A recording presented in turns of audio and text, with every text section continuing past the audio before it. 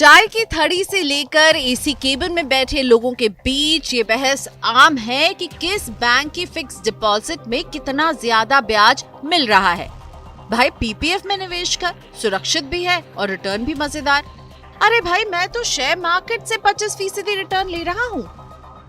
आप भी कभी ना कभी ऐसे ही बहस का हिस्सा रहे होंगे। दरअसल अपने लिए सही निवेश का विकल्प चुनना कोई आसान काम नहीं है। महत्वपूर्ण ये है कि आप कहीं भी निवेश करते समय दो चीजें सुनिश्चित कर लें। एक तो ये कि आपका निवेश विकल्प आपको महंगाई दर की तुलना में अधिक रिटर्न दे रहा हो। जैसे अगर महंगाई दर 5% है तो आपका निवेश विकल्प इससे अधिक रिटर्न दे।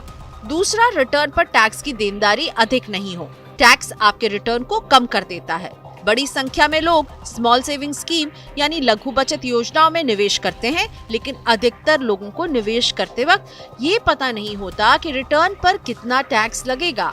आज हम आपको इसी के बारे में बताएंगे। तो आइए समझते हैं कि इस निवेश में टैक्स कैसे लगता है। देश में कई स्मॉल सेविंग स्कीम तो ऐसी हैं जिनमें कोई टैक्स नहीं है। इनमें पहली है पब्लिक प्रोविडेंट फंड यानी पीपीएफ।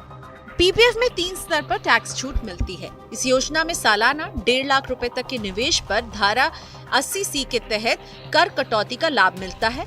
इस पर मिलने वाला ब्याज और मैच्योरिटी के समय की गई निकासी भी पूरी तरह टैक्स फ्री होती है। सुकन्या समृद्धि योजना। सुकन्या समृद्धि योजना यानी SSY भी EEE स्टेटस के साथ आती है। यहाँ किया गया निवेश भी आयकर अधिनियम की धारा 80C के तहत टैक्स फ्री है। इसके साथ ही ब्याज और निकासी की रकम भी टैक्स फ्री होती है। इस योजना में भी आप एक वित्त वर्ष में अधिकतम 1.5 लाख रुपए तक निवेश कर सकते हैं। Senior citizen saving scheme. Senior citizen saving scheme में जमा पर आयकर अधिनियम की धारा 80C के तहत टैक्स बेनिफिट मिलता है। वहीं अगर एक साल में 50,000 रुपए से अधिक ब्याज आया होता है तो उस पर भी टीडीएस कटेगा। सीनियर सिटीजन 50,000 रुपए तक की ब्याज आय पर आयकर अधिनियम की धारा 80 TTB के तहत छूट का दावा कर सकते हैं। National saving certificate. National saving certificate यानी NSC में निवेश पर आयकर अधिनियम की धारा 80C के तहत कर कटौती का लाभ मिलता है। इस योजना में मैच्योरिटी पर मिलने वाला ब्याज कर योग्य होता है। ये ब्याज निवेशक की कुल सालाना आय में जुड़ता है। किसान विकास पत्र यानी KVP में किए गए निवेश पर आयकर में छूट का कोई लाभ नहीं मिलता। इस निवेश पर मिलने वाला ब्याज निवेशक की सालाना आय से जुड़ जाता है, जिस पर टैक्स स्लैब के अनुसार टैक्स की गणना की जाती है। मासिक आय योजना। पोस्ट ऑफिस की मासिक आय योजना में निवेश की गई रकम पर आयकर में कोई राहत नहीं मिलती, हालांकि ब्याज आय कर योग्य होती है। Time deposit TD।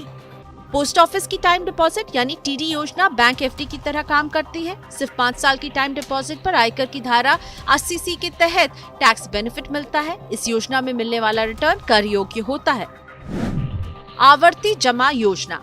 लघु बचत योजनाओं में RD काफी लोकप्रिय योजना है। हर माह छोटी छोटी बचत के जरिए बड़ी पूंजी जोड़ने के लिए ये एक अच्छी योजना है। इस योजना में मिलने वाला ब्याज निवेशक की सालाना आय में जुड़ जाता है, जिस पर स्लैब के आधार पर टैक्स लगता है।